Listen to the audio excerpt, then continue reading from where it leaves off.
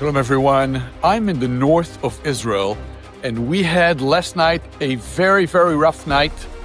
The Hezbollah, the Shiite organization that is coordinated with Iran in Lebanon, planned to shoot 600 missiles and drones on Israel.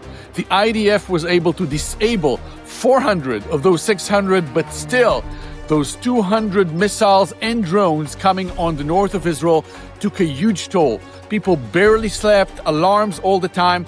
It was a rough night.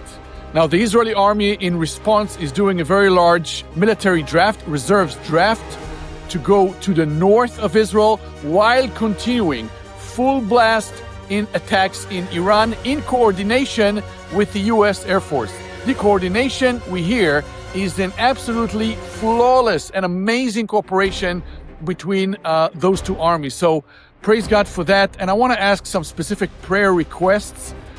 Please be praying for our children. Families, parents, but especially parents and families with young children. It takes a huge toll on them. There's no school for 2 weeks. Kids are at home, supposed to study by Zoom. It's very difficult. And obviously, it's very hard for young kids to understand what's going on and why are we running to the shelter. Those alarms are very scary.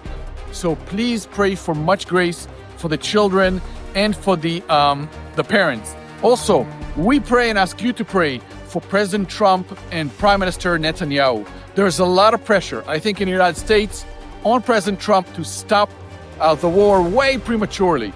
I think some of the media reports significantly downplay the amazing progress that the IDF and the US military is having in Iran. So let's pray for our leaders. Please pray for our people at this time. We thank you. God is good and He is in complete control. God bless. Thank you.